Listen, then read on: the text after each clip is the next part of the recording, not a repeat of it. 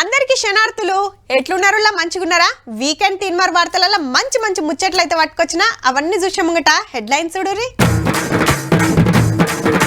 ఊర్లలో పెడతారట మీ సేవా సెంటర్లు, నడిపించే ఛాన్స్ కొట్టేసిండ్రు అక్కలు. ఇంకో ఆరమైతే పట్నంలో బోనాలు, ముద్దుగా సింగారిస్తుర్రు కుండలు. ఆవు పేడతోని విభూది, కెమికల్ గింత సుతగల్వది.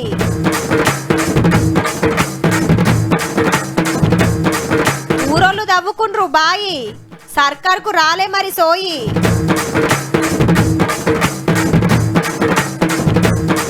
కొడుకో కాడ తండ్రో కాడ ఏడ దొరుకుతలేదట జాడ.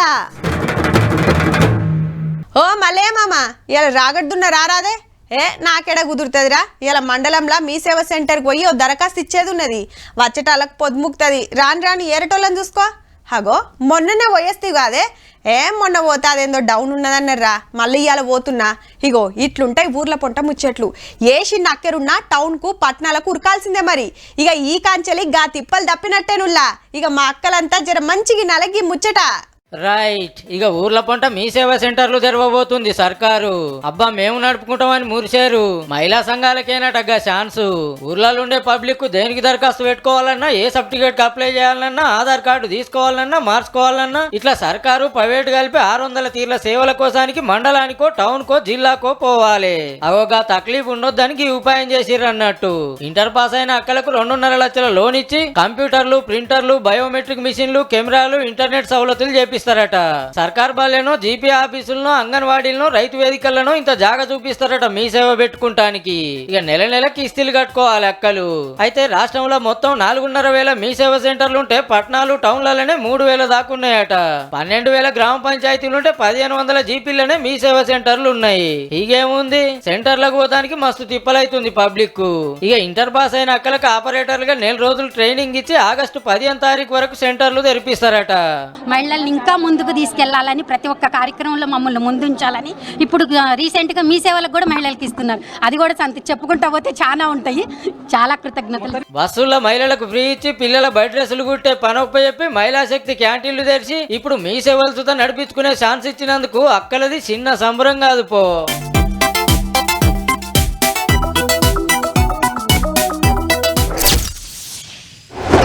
ఇంకో 6 రోజులైతే పట్నం అంతా డప్పు సప్పుల మోతలు, పోతరాజుల ఆటలు, తొట్టెల ఊరేగింపు, అమ్మలకు బోనాలు ఎక్కించుడు జోరుంటది. జూలై 7 తారీఖు వెళ్ళి బోనాల జాతర.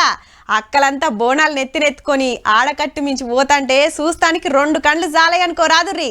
గా ముచ్చట్లన్నీ అప్పటికి చెప్పుకుందాం గాని ఇప్పుడైతే గీ ముచ్చట చూడుర్రిగా.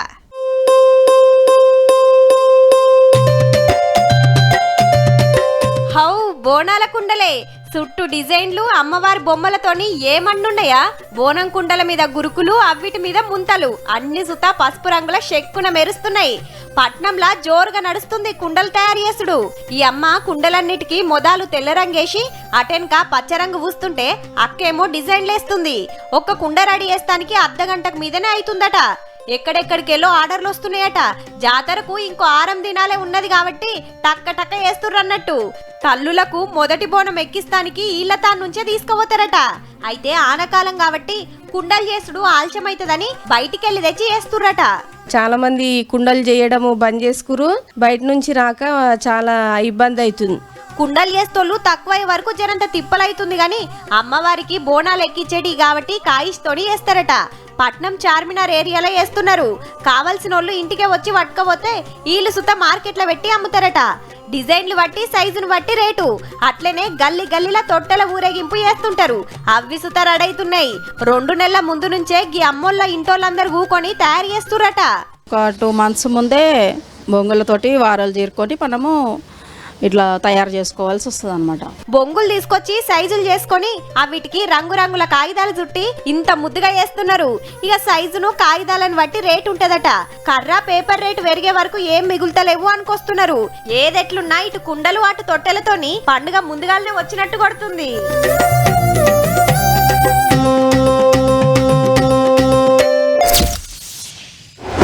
మునుపు ఊళ్ళల్లా ఏ చెట్టు మీద చూసినా గుంపులే కొంగలు కాకులు రామశిల్కలు ఊరవిష్కలు కానొస్తుండే. దినామింత చెట్లు నరికి బంగ్లాలు కడుతుండుతోని ఇంత కానరాకుండా అవుతున్నాయి. ఇక పక్షులను చూడాలంటే జంగట్లకు పోవాల్సిందే. ఆడ సొత్త ఉండకుండా అడవులు పోతం పెడుతుండ్రి. ఇట్లనే అయితే అప్పట్లో పక్షులు ఉండేటి అని రేపు పోరలకు చెప్పాల్సి వస్తుందేమో. హగో గా పరిస్థితి రాకుండా ఉండాలని గీ తండ్లాట.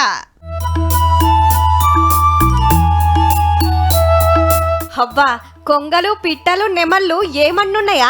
ఎక్కడనో కాదు, సంగారెడ్డి జిల్లా మంజీరా అభయారణ్యంలోనే నది, రిజర్వాయరు, అడవి, చుట్టు పొలాలు, చిన్న కుంటలు, చెరువులు, ఐలాండ్లు, మైదానాలు ఉండుట్లా పక్షులు లైన్లు కడుతున్నాయి అన్నట్టు. పక్షులకు గింత మంచి సౌలతి ఇంకేడ లేదట. హగు గందుకే మంజీరా అభయారణ్యానికి యునెస్కో రామ్సర్ గుర్తింపు తీసుకొచ్చే ఉపాయం చేస్తుంది సర్కారు. మనకి ఏంటంటే ఇంపార్టెన్స్ ఎప్పుడైతే వచ్చిందో జనాలు కూడా ఎక్కువ బర్డ్ వాచెస్ త్రూఅవుట్ ఇండియా వచ్చి విజిట్ చేసే ఛాన్స్ ఉంది. దానివల్ల ఏంటంటే లోకల్స్ కి ఇన్కమ్ జనరేట్ అవుతుంది. అట్ ద సేమ్ టైం వాళ్ళకి కూడా అవగాహన వస్తుంది, మంజీరా ఇంత మంచి బర్డ్ ప్లేస్ ఉంది కాబట్టి ప్రొటెక్షన్ కూడా చేయాలి. పక్షులను చూస్తానికి దేశం అంతటి నుంచి టూరిస్టులు వస్తారు కాబట్టి టూరిజం డెవలప్ అవుతుంది. లోకలోళ్లకు జాబులు సుతొస్తాయట. ఏం తక్కువ 300 తీర్ల పక్షులుంటాయట. కొన్ని బయటి దేశాల నుంచి సుట్టం సుప్పుకొస్తుంటాయి కూడా. నది బందుల పొంటి ఉండే చెట్ల మీద గుళ్ళు పెడుతుంటాయి ముద్దుగా. వీటిని చూస్తానికి చాలా మంది టూరిస్టులు వస్తుంటారు. ఏమేం పక్షులున్నాయో మ్యూజియంలా బొమ్మలు సుత పెట్టిరు ముద్దుగా. కొన్ని పక్షులు అడవి కోళ్ళను సుత సాకుతున్నారు. పక్షులే కాదుల్లో మొసళ్ళ పార్క్ సుతున్నది. హగో ఏడ చూసిన మొసళ్ళే. అయితే యునెస్కో రామ్సర్ గుర్తింపు వస్తే నిధులొస్తాయి, డెవలప్మెంట్ అవుతుంది. కానీ జీవాలకు తక్లీఫ్ అవుతుంది అనుకొస్తున్నారు పక్షులను కాయిషేస్తోళ్ళు. మనం ఒక మంచి పని చేస్తున్నారు. అది ఒక ప్రపోజల్ పంపడం, హెరిటేజ్ గుర్తింపు వస్తే ఒక టూరిజంగా డెవలప్ అవుతుంది అనే కాన్సెప్ట్ ఉంటే మాత్రం అది అన్ని ప్రాణులకు చాలా నష్టకరమైంది. Wildlife institute of India వాళ్ళు ఒక ప్రాజెక్ట్ చేశారు. మగ్గర్ అనే జాతి కుక్కడేల్స్ని ఇక్కడ పెంచడం వల్ల రేపు పొద్దున్న ఎట్లా ఉంటుంది దాని ఆవరణం అదంతా స్టడీ చేసి ఒక 5 ఏళ్ళు ప్రాజెక్ట్ చేశారు. వన్యప్రాణులను కాపాడుకుంటా టూరిజం డెవలప్ చేయురి అంటూరన్నట్టు. ఇక చెప్పుండే యునెస్కో గుర్తింపు రావాలని కోరుకుందాం. తీర్వాటం ఉంటే ఓ మలకాట్ల పోయిరారి మరి.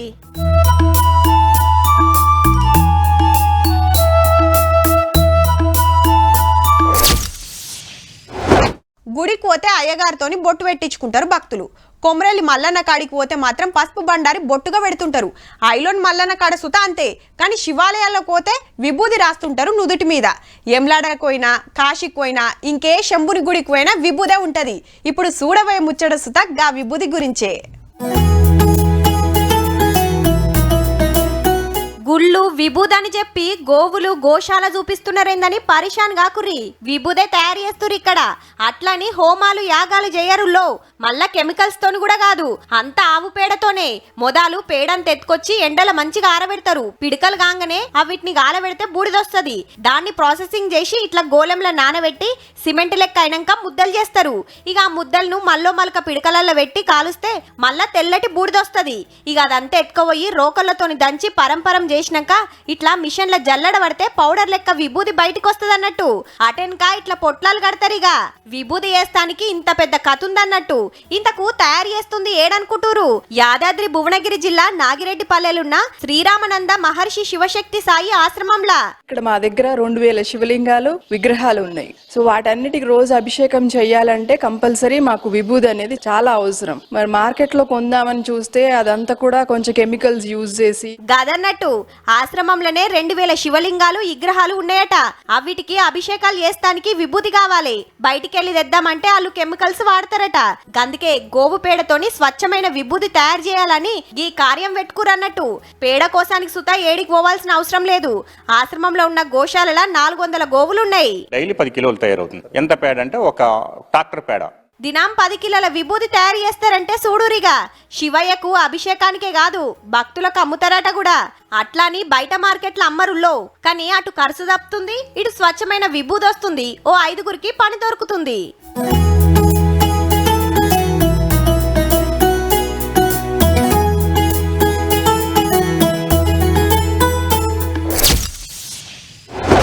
పొద్దంతా ఆఫీసులో డ్యూటీ చేసో కూలి పనికి పోయో మాపటిలు ఇంటికి రాగానే నాయన అనుకుంటా పిల్లలు ఉరికొస్తే వాళ్ళని చూడంగానే ఎంత సంబరం అనిపిస్తుంది.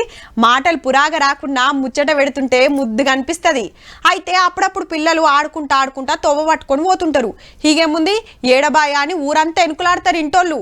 పిల్లలు ఓ 10 నిమిషాలు కానరాకుంటేనే ఆగమాగమైతుంటారు. అసొంటిది గీ అన్న ఎట్లుంటుండో ఏమో పో. కొడుకు కోసం తనలాడుతున్న తండ్రి కన్నీటి కథ ఇది. నా కొడుకుని నాకు ఒప్పచెప్పురని లీడర్లు మంత్రుల చుట్టూ తిరుగుతున్నాడు గీ అన్న. మొన్న కరీంనగర్ పోయి సెంటర్ మంత్రి బండి సంజయ్ సార్ను సుత కలిసి గోస చెప్పుకున్నాడు. సీఎం గానీ మన మోదీ సార్ కానీ అందరికీ ట్విట్టర్లో పోస్ట్ పెట్టినా సార్. నేను మన రాష్ట్రపతి ముర్మురే మేడం కూడా పెట్టినా సార్. ఇంతకు అన్నోళ్ళ కొడుకు ఏడున్నాడంటే పొరుగు దేశం బంగ్లాదేశ్ లా. అగో గాడికి ఎట్లా పోయిండంటారేమో. అన్న పేరు తిరుపతి అయ్య. మన వికారాబాద్ జిల్లా అయితే 9 ఏళ్ల కింద బొంబాయికి బతకపోయిండట. ఆడొక ఆమె నచ్చి ఏ ఊరు ఏడా అని ఏం అడగకుంటేనే లగ్గం చేసుకున్నాడట. ఓ కొడుకు పుట్టిండు. ఇప్పుడు 7 ఏళ్ళు ఉంటాడట. ఫోటో చూపెట్టుకుంటూ ఒక ఏడుపు కాదు అన్నది. అయితే మనోడో మలక రైతు బంధు పైసల కోసం అని ఇంటికి వచ్చి పోయే వరకు ఏరేటాయన లగ్గం చేసుకున్నదట మేడం. ఇక నీ కొడుకును నువ్వే చూసుకో, మా ఊరికి నేను పోతున్నా అని బంగ్లాదేశ్ పోయిందట. అప్పటిదాకా ఆమె వేరే దేశం అన్న ముచ్చటే తెలియదు మనోనికి. కొడుకుని తీసుకొచ్చుకొని సాదుకుంటుంటే 1.5 కింద మళ్ళా ఫోన్ చేసి ఓ పారి చిన్నోని తీసుకురా కళ్ళల్లో ఉన్నట్టున్నాడంటే అయ్యో తల్లి కదా అని తోలుకపోయిండట బొంబాయికి. బాబుని ఒక్కసారి చూపెట్టండి, ఒక్కసారి చూసి నాది సంకలు ఎత్తుకొని వెళ్ళిపోతా. నేను తల్లి పేరు మన ఒక్కటే మాటతో పోయినా సార్. వెళ్ళిపోతే ఆడికి పోతే వాళ్ళు చెల్లెలు మొగడు చెల్లెలు మరిది వీళ్ళందరూ కలిసి నన్ను కొట్టి బాబుని లాక్కెళ్ళిపోయారు సార్. పిల్లగాని గుంజుకొని కొట్టేలా కొట్టిర్రట. ఇక ఆకాంచెల్లి పిల్లగాడాడ నాయన ఈడ ఫోన్ చేస్తే అప్పుడప్పుడు మాట్లాడిస్తున్నాడు కానీ పంపురంటే మాత్రం అసలు పంపుతలేరట. ఓ మల్క బంగ్లాదేశ్ బార్డర్ కు సుతపోయి వచ్చిండట. పైసలు ఇస్తే నీ కొడుకుని నీకు ఇస్తామంటే. ఏప్రిల్ 20 తారీఖు కలకత్తా పోయినా సార్. బంగ్లాదేశ్ బార్డర్ వరకు పోయినా. ఇట్లా లైన్ ఉంటుంది సార్, బార్డర్ వేసి ఆడ వరకు పోయినా. బంగ్లాదేశ్ లో ఎన్ని బాధలు పడుతుండో అని తలుసుకొని ఎక్కెక్కి పడేడుస్తున్నాడు అన్న. ఎట్లానే చేసి నా కొడుకు నా దగ్గరికి వచ్చేటట్టు చూడు అని అవుపడ్డోళ్ళు అందరినీ బతిలాడుతుండు పాపం. జర సాయం చేయరి సార్లు గోసనిపిస్తుంది అన్నం చూస్తుంటే.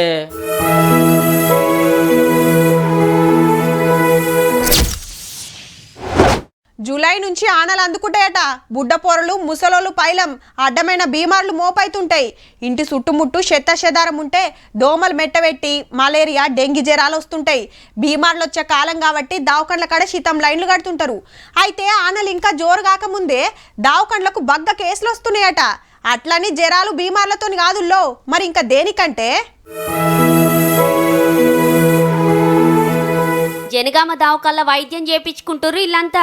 జరాలచ్చి గాదుల్లో పాములు గర్షి కాలుకు గాటేసిందనొగలు, చేతి మీద గర్షిందనొగలు, ఇంటికాడనే కర్షి పాడైందని కొందరు, పొలం కాడ గర్షిందని కొందరు దావకన కురుకొస్తున్నారు. గింజలు పెట్టబోతే ఉరికొచ్చింది, కాళ్ళల్లో మెదిలి కరిచింది. దాని మీద కరెక్ట్ చేయి పడడం వల్ల ఏళ్లలో కరవడం జరిగింది. 4 నెలల్లోనే 80 మందిని గరిచినాయట. ఇప్పుడు అసలే ఆనకాలం, ఇంకింత పురుగు ఊసి తిరుగుతుంటది కాబట్టి జరంతా పైలంగుండాలందరూ. అయితే పాము గర్వంగానే దావకనకు రాకుండా పలానా ఊర్లో మంత్రం వేస్తారని బోవుడు గట్టిగా గట్టు కట్టుకొని వచ్చుడు చేస్తుర్రట. ఇంకా కొందరైతే ఏ పాము గరిచిందని డాక్టర్ అడిగితే ఏం చెప్పాలని పాములను చంపి కవర్లలో వేసుకొని వస్తుర్రట. అట్లా చేస్తే ఆలస్యమై పేషెంట్ పానాల మీదకొస్తది. పాములను చంపొద్దు, ఏ పాము గరిచినా సర్కారు దావకళ్ళల్లో ట్రీట్మెంట్ చేస్తామనుకొస్తున్నాడు డాక్టర్ సారు. దయచేసి పామును చంపి తీసుకురావాలనే ఉద్దేశం మాత్రం దయచేసి మానుకోవాలి. పామును చంపడం కొరకు అని జనాలు వెళ్ళిపోతుంటే ఇక్కడ ఈయనకు విషయం ఎక్కిపోతా ఉంటది. ఆనకాలంలో పాములు తేళ్లు బగ్గ తిరుగుతుంటాయి కాబట్టి కర్వంగని ఆగం కాకుండా ఎమ్మటే దావకను కురుకుర్రి. మంది మాటలు పట్టుకుని ఆలస్యం చేస్తారా అంటే మోసమైతది మళ్ళా.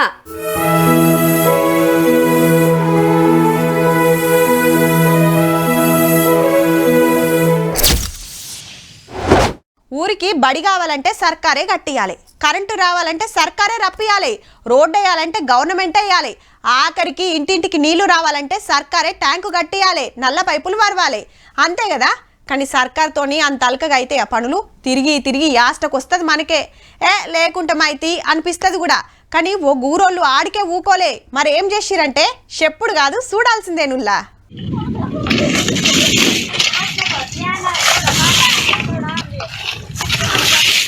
ఊరోళ్ళంతా ఉపాధి పని చేస్తుర్రనుకునేరు. గొంతు దడుపుకుంటానికి బాయి తవ్వుతున్నారు. సర్కార్ దవ్విస్తున్నది కాదుల్లో. ఎన్ని మాటలు తిరిగినా ఎవ్వరు పట్టించుకుంటలేరని మహారాష్ట్ర నాసిక్ జిల్లా సిర్సా ఊరోళ్ళంతా కలిసి ఇట్లా బాయి తవ్వుకుంటుర్రు. ఆడోళ్ళు మొగోళ్ళు చిన్నోళ్ళు పెద్దోళ్ళు అందరూ తలో పని చేస్తున్నారు. మొగోళ్ళు లోపట దవ్వుకుంట తట్టలకు మొరం ఎత్తుతుంటే నిచ్చెనల మీది నుంచి అక్కలంతా మీదికి తీసుకుపోతున్నారు. ఒగల చేతుల నుంచి ఒగలందుకుంటా. అన్ని రాళ్ళు రప్పలే ఉన్నాయి. ఇంతకు నీళ్లు పడతాయా నేరు శాన లోపలికి దవ్వినాక ఊట పడుతుంది. అగో మురికి నీళ్లు సూత ఎత్తి వస్తున్నారు. 3-4 నెలల కంచెలు తవ్వుతున్నారట. తవ్వుడంటే తవ్వుతారు గాని సిమెంట్ రింగులకు కడమ వాటికి పైసలు కావాలి కదా. ఇంటికింత వేసుకొని 35,000 ఖర్చు పెట్టి ఇంత నీళ్ల సౌలతి చేసుకుంటారన్నట్టు. మరి మంచినీళ్ళు కావాలంటే కిలోమీటర్ల కమానం పోయినా సుక్క సుత దొరుకుతలేవట. అటు సర్కారు పట్టించుకోకపోయే వరకు ఈళ్లే నడుం కట్టిర్రన్నట్టు. మొత్తం 40 కుటుంబాలు ఉంటాయట. అందరూ నపరోష చేసి బాయి దవ్వుకుర్రు. ఇక సర్కారే రావాలే సర్కారే చేయాలని చూసుకుంటుంటే దూప తీరదు కదా. మరి ఇప్పటికైనా ఆఫీసర్లుగా ఊరికి పోయి కడమ సౌలతులన్నా చేస్తారో వాళ్ళే చేసుకుంటారు అని లైట్ తీసుకుంటారో గాని అందరు ఒకటై బాయి దవ్వుకున్నందుకు మాత్రం ఊరోళ్లను తారీఫ్ చేయాల్సిందేనుల్లా.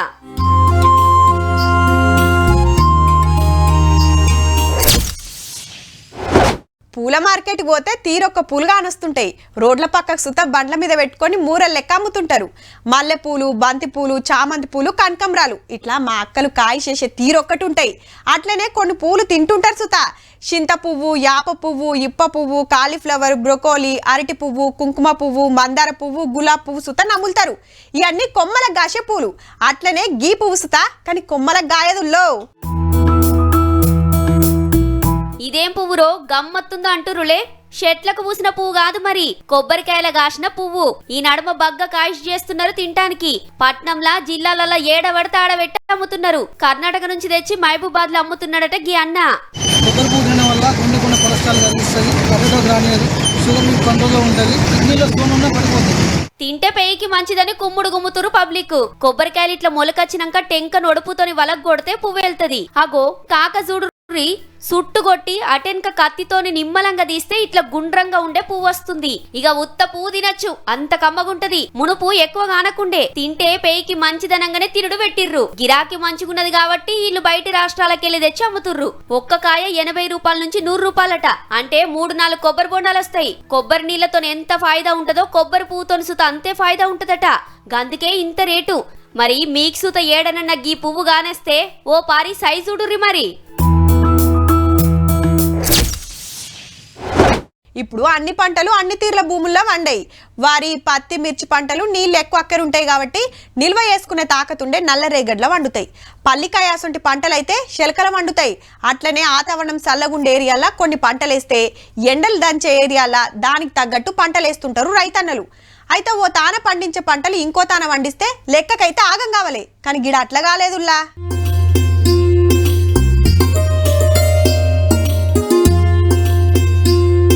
కనిపించేది ఈతవనం కాదు, కాసినాయన్ని ఈత పండ్లు కాదు.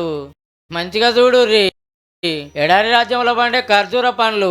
అట్లని బయట దేశంలో తోట కాదుల్లో, పక్కా మన మెదక్ జిల్లా రామాయంపేటలో 13 ఎకరాల్లో పండిస్తున్నాడు గీ రైతన్న. లెక్కకైతే మన తాన పండే పంట కాదు, కానీ 4 ఏళ్ల కింద 80 మొలకలు తెచ్చి పెడితే ఇప్పుడిప్పుడే పంట చేతికి వస్తుందట. మెడ్జాల్ వెరైటీ అన్ని ఉన్నప్పటికీ బర్హి అనేది బాగా సూటబుల్ ఫర్ ఇండియా వెదర్ కి. మన రామాయపేట వెదర్ కానీ తెలంగాణ వెదర్ కానీ బ్రహ్మాండంగా సూట్ అయింది. ఒక్కొక్క మొక్కకు 4-5 వేలు అవుతాయట. ఒక్కొక్క పారి 10,000 దాకా సుత అవుతుండొచ్చు అంటారు. గంత ఖర్చు పెట్టుడు అందరితో కాదు కాబట్టి సర్కారు సబ్సిడీ ఇస్తే ఇంకింత మంది రైతులు ముంగడికి వస్తారని వస్తున్నాడు. కానీ ఒక్క పారి నాటిరంటే 80 ఏళ్ళ దాకా పంట వస్తూనే ఉంటదట. ఇక ఇప్పటికే బయట దేశాల నుంచి పంట మాకేయాలని కోరుతుంటే కాక మాత్రం ఇక్కడనే అమ్ముతాం అనుకొస్తున్నాడు. కేజీ 100 రూపాయల నుంచి 200 దాకా అమ్ముతారట. భారతదేశంలో గిసొంటి తోటలు మొదలు గుజరాత్ లో అటెంక రాయలసీమలో పండిస్తుంటే ఇప్పుడు మన తాను సుత పండిస్తుర్రు అన్నట్టు.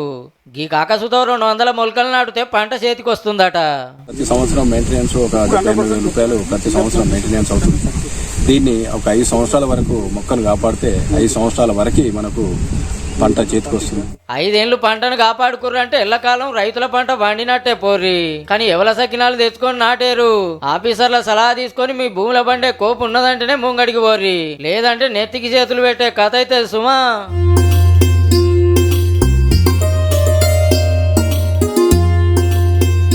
చూసిండ్రు కదా, ఇక ఇవ్వుల్లా ఇయాల్టి వీకెండ్ తీన్మార్ వార్తలు ఉంటామల్లా. నమస్తే.